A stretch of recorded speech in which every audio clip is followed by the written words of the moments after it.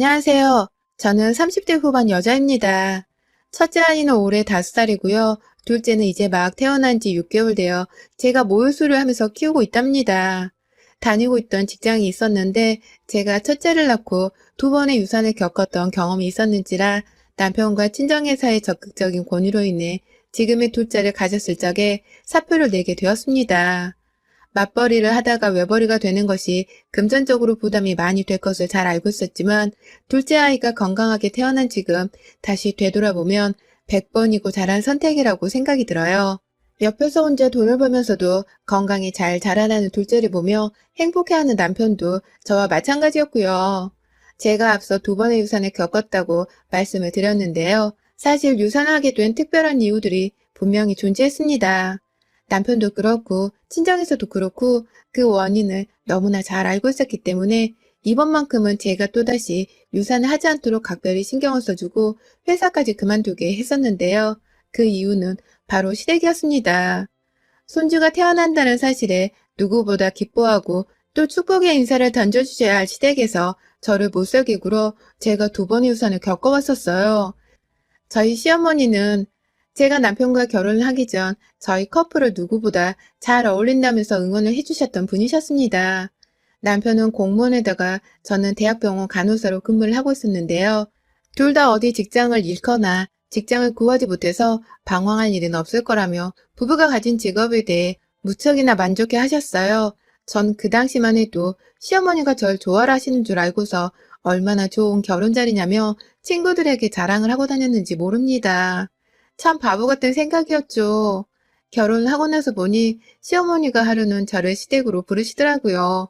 그래서 오전 근무를 마치고서 시댁에 들렸더니 시어머니께서 대뜸 용돈을 요구하시는 겁니다. 며느라, 네가 대학병원 간호사라는 말에 내가 이 결혼을 찬성한 건 알지? 네가 만약 대학병원 간호사가 아니라 여기저기 동네마다 우후죽순 늘어서 있는 작은 병원의 간호사였으면 내가 절대로 너를 며느리로 두지 않았을 거다. 그나마 주변 친구들한테 들어보니 대학병원 간호사는 월급이 좀 된다던데. 네가 결혼하고 이렇게 입을 싹 다물고 있는 게 정말 낯설게 느껴지는구나. 시부모님은 네 부모님과도 같은 존재니까 앞으로는 네가 우리 부부의 용돈을 좀 맡아줬으면 싶구나.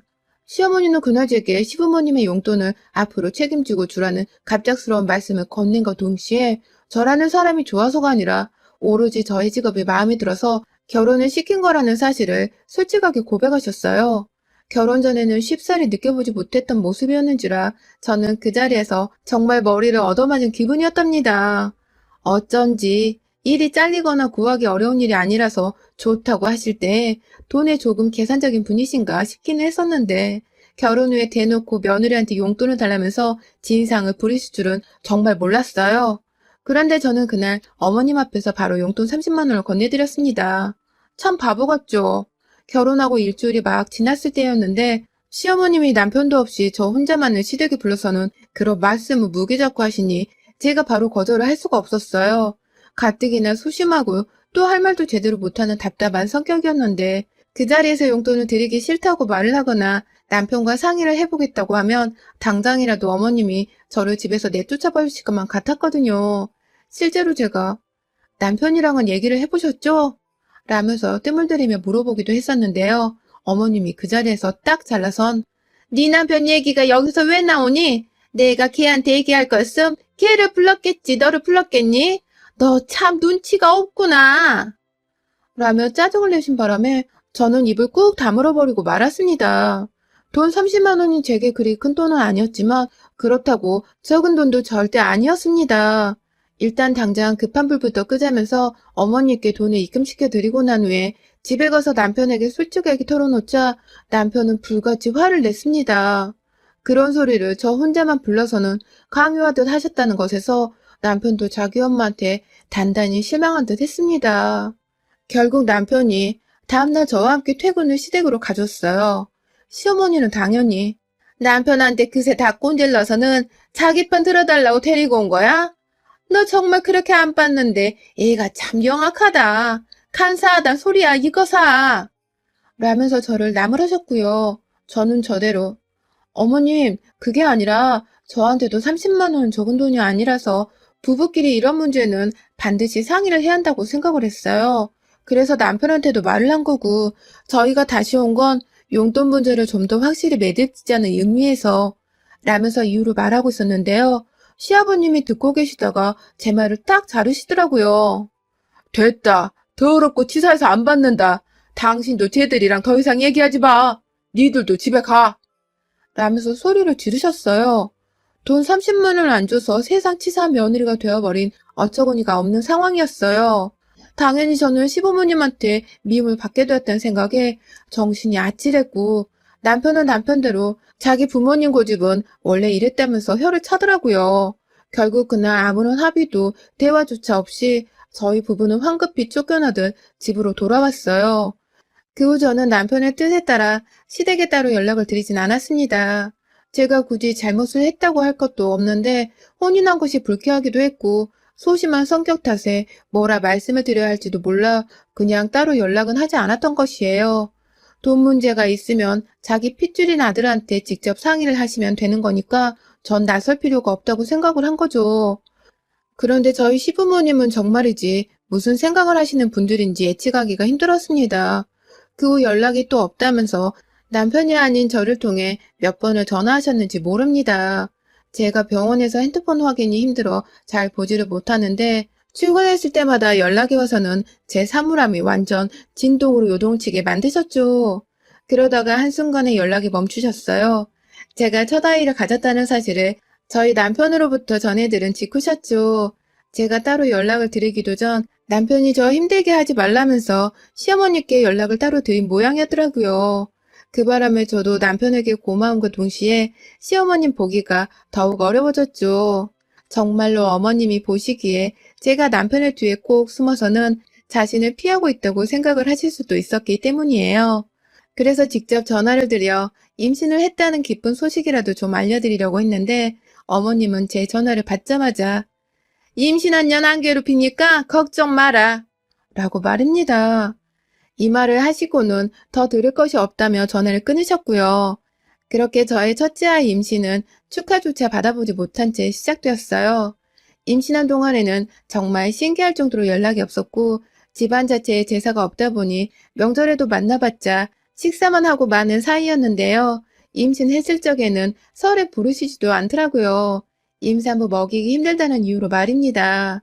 아무래도 제가 임신을 했다며 손 하나 까딱하지 않고 차려주는 밥상만 얻어먹을 것이라고 생각을 하신 것 같았습니다. 그로 인해서 저는 졸지에 아무 짓도 안 했는데 임신을 했다는 이유만으로 시댁의 환영을 받지 못하는 존재가 되어버렸죠. 그러다가 출산을 하고서 시부모님이 아기를 보러 병원에 와주셨어요. 아이를 보며 기뻐하시는 시부모님의 모습을 보니 살짝 관계 개선이 될까 싶어서 마음이 놓였는데요.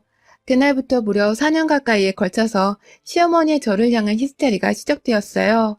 제가 첫째 아이 모유수를 한다면서 술도 인스턴트 음식들도 다 끊었었는데 그걸 보고 시어머니가 유난을 떤다고 비난을 하시더라고요. 그걸 시작으로 시어머니는 내내 저를 보란듯이 저희 집으로 애를 핑계대며 찾아오시는 날에는 꼭 손에 술병이나 치킨 혹은 피자 같은 것을 사오셨고요. 당연히 출산하고 나서 그런 음식들을 먹어도 되긴 하지만 저는 절대로 그러고 싶지 않았습니다. 이건 어디까지나 엄마의 결정이고 자유잖아요. 저 또한 그냥 제가 좀 더 아이에게 건강한 모유를 수유하고 싶다는 마음에 아무 음식이나 술을 먹기 싫었던 것입니다.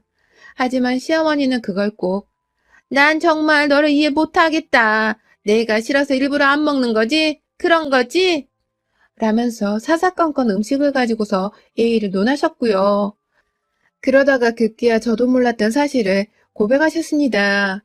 그간 남편이 시어머니의 입단속을 시키고 저를 괴롭히지 않는 조건으로 다달이 30만 원씩을 어머님께 용돈으로 보내주고 있었습니다.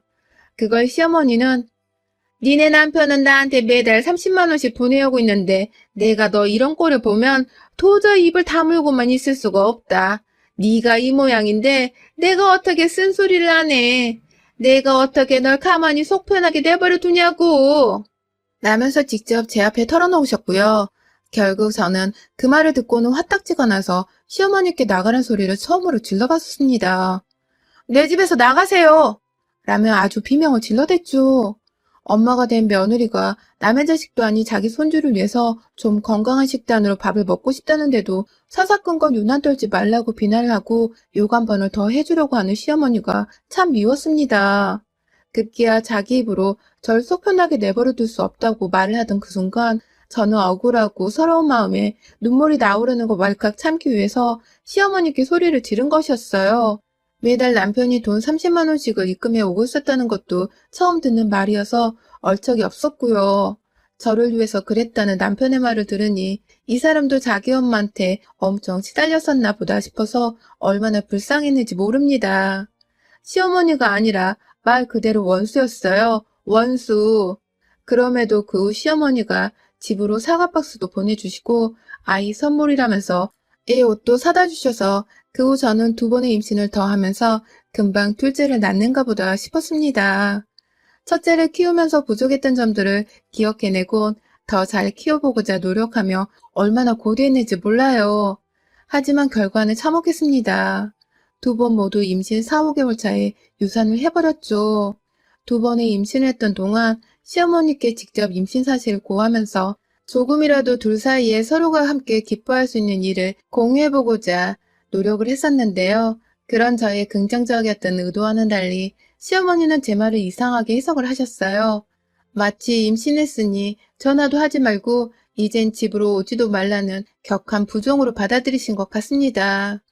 그 바람에 저는 임신 사실을 구했다가 뭘 그런 걸 나한테 전달하고 그러니 출산했다고 술 안 먹으면 안 마시던 고상한 너인데 나한테 생색내지 말고 잘 키워라.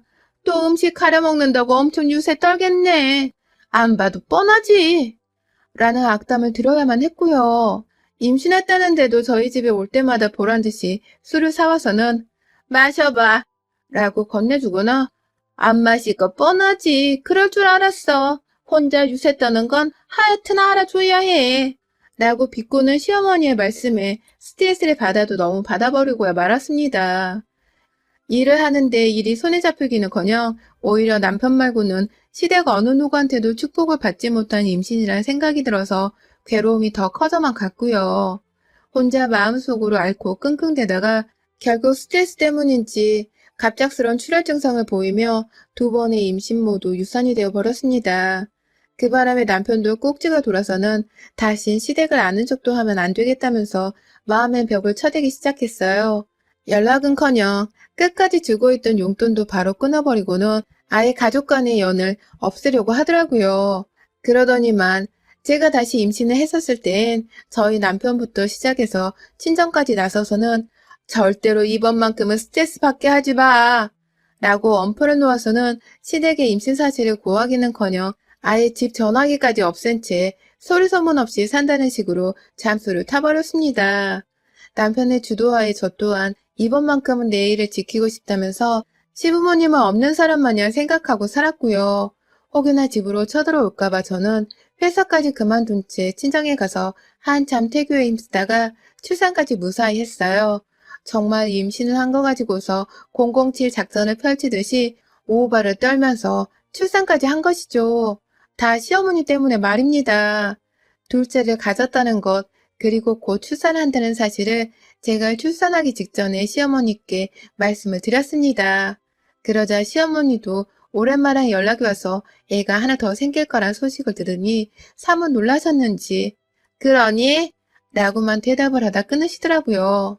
시어머니를 다시 보기 싫은 마음이 커서 굳이 알려주고 싶지는 않았지만 그래도 아이의 할머니시니까 아이를 낳고 나서 보여드리기는 해야겠다 싶었습니다. 코로나로 내내 사람 만나는 게 부담스러워서 집에서 애만 키우며 친정 식구들만 들락날락거리게 하다가 지난 3월쯤 한번 시어머니를 초대했어요. 그런데 글쎄 시어머니가 손에 또 술잔을 들고 오신 겁니다. 저한테 출산을 했으니 횃불라도 풀어야 하지 않겠냐면서 말이죠. 들어오자마자 나는 술병 부딪히는 소리에 저나 남편이나 또 예민해져선 기분이 잡쳐지고 저는 저대로 시어머니께 모유수를 해야 하는데 무슨 술을 사오셨어요?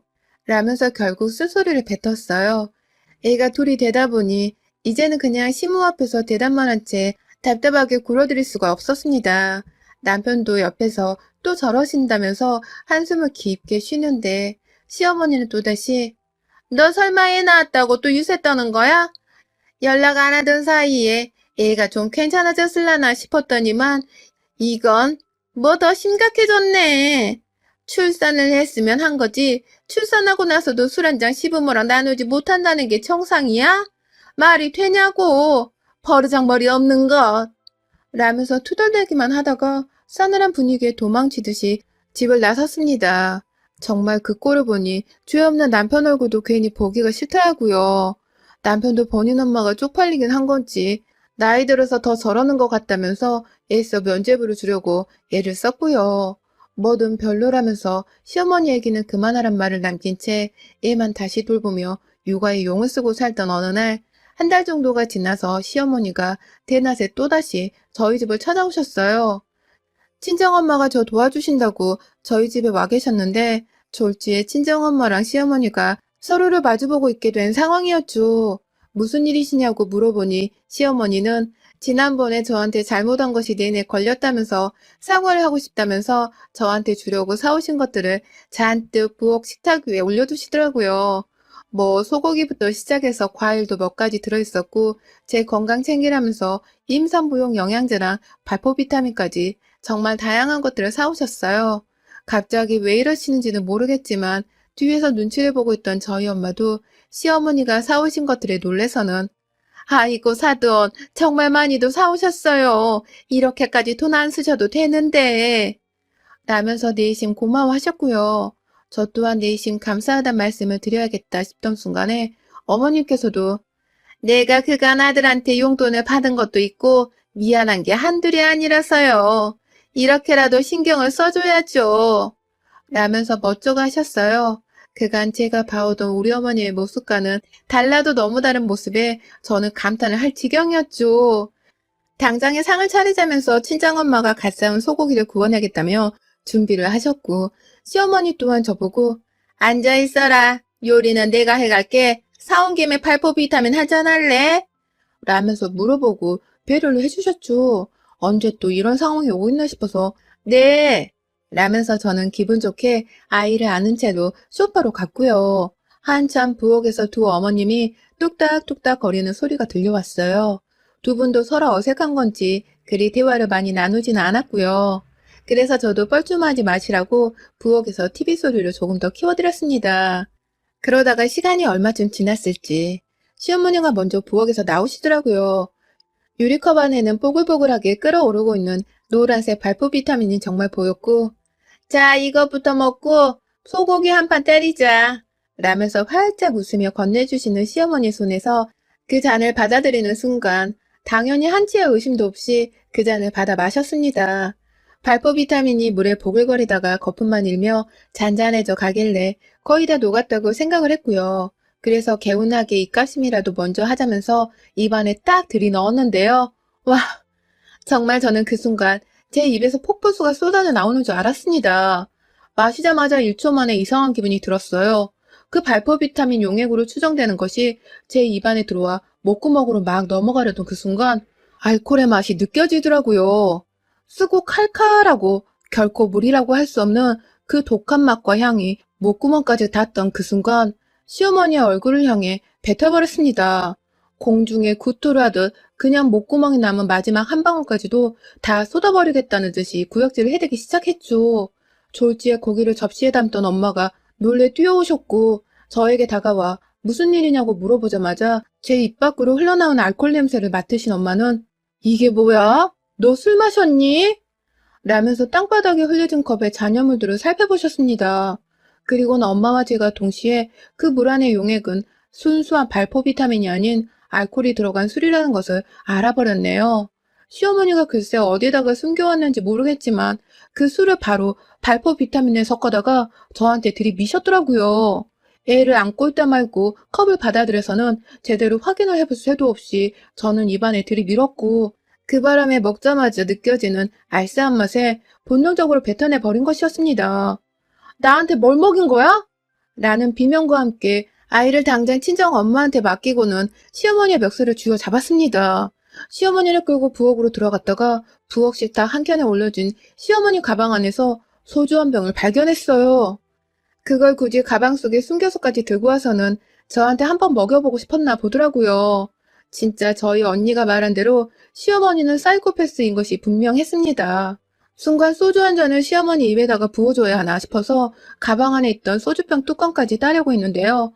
뒤에서 엄마는 일커진다면서 말리고 있고 옆에서 시어머니는 그러게 내가 주는 술을 좀 받아 마시고 깍듯하게 굴면 내가 좀 너를 좋아했겠냐. 얼마나 지가 고상한 줄을 알면 시모가 주는 술 한 잔을 거절하려고 지 까다롭다고 별짓하려 다 하고 말이야.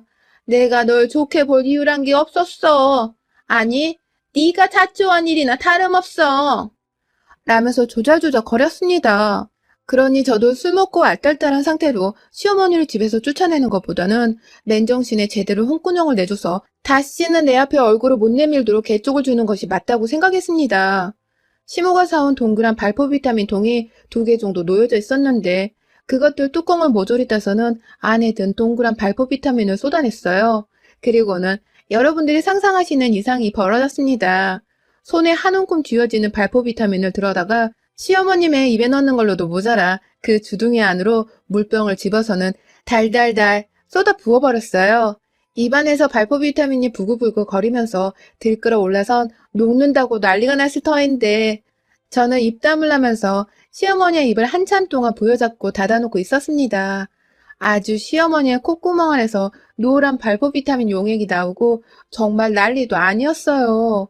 몇 번 그러고 있다가 급기야 제 앞에서 자존심도 없는지 눈물을 보이던 시어머니의 얼굴에 놀라서는 시어머니의 고개를 바닥으로 밀어놓은 채 입을 떼니 시모는 입안에 노란 용액들을 제가 했던 것처럼 아주 폭포수 마냥 쏟아내더라고요.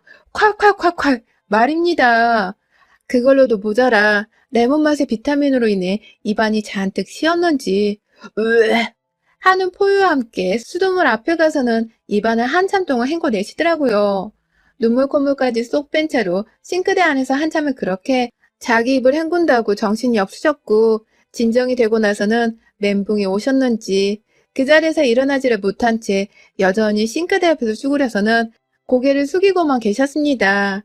저는 그 뒤에서 엄마가 옮기를 하셨던 소고기 같은 그릇을 집어와 거실에서 TV를 보며 소고기를 먹었고요. 친정엄마는 중간에서 이걸 다 누가 닦아? 정말 하나부터 열까지 제정신이 아닌 옆에 내가 분명하다니까. 아휴, 이게 정말 무슨 난리야. 왜 저 모양이냐고 니네 시엄마는. 라면서 저를 향해 시모를 약올리는 부채질을 해대셨습니다. 제가 내버려둬. 지가 알아서 난리 피운 건 정리하고 가겠지. 라고 말을 하자 시어머니는 정말 한참을 더 싱크대 위에 기대고만 계시다가 자기 스스로 행주를 빨아와서는 바닥을 닦으시더라고요. 자기 입에서 나온 비타민 용액이랑 제 입에서 나온 소주 용액을 말입니다. 그렇게 저희 모녀 앞에서 바닥 걸레질을 한참 동안 하시던 시어머니는 집안이 좀 정리가 된 듯 보이자 집을 나가려 하셨고요. 그 와중에 자기가 사온 음식들이 돈 아까웠는지 도로 들고 가려고 부엌에서 봉지들을 챙기는 소리가 들리더라고요. 그래서 저나 엄마가 누가 먼저랄 것도 없이 그거 놓고 안 가? 있는 것도 도로 뺏기고 싶어? 라며 소리를 질러댄 바람에 시어머니는 놀래 자빠져선 후다닥 주랭나치듯 저희 집을 나가셨습니다. 그게 바로 2달 전 제가 마지막으로 본 시어머니의 모습입니다. 어째 우리 집 시어머니는 손주가 태어났다는데도 며느리 구워 삼을 생각밖에 하시질 않는 건지 지금까지도 도통 이해가 가질 않아요. 제가 둘째 아이는 소리소문 없이 낳으려고 했다는 것과 일도 그만둔 채로 편안하게 애를 키우는 것 같아서 본인 딴에는 괘씸했던 것일까요? 아니면 술을 같이 마셔주지 않는다는 이유로 제가 정말 임신과 출산에 대한 생색을 냈다고 생각을 하셨던 것일까요? 뭐가 되었든 참 이기적이고 이해하기 힘든 사람이었던 것은 분명했습니다. 그러니 저도 어른 대접은커녕 그 난리에 푸대접을 하며 집에서 쫓아낸 것이죠. 곁에 두고 살아봤자 도움 한 번 안 될 것 같은 우리 시어머니를 정리하고 나니 이제는 누구 하나 저한테 강요하듯 술 마시라고도 안 하고 안 마신다고 주제넘게 핀잔도 주지 않아서 속이 너무 편하네요.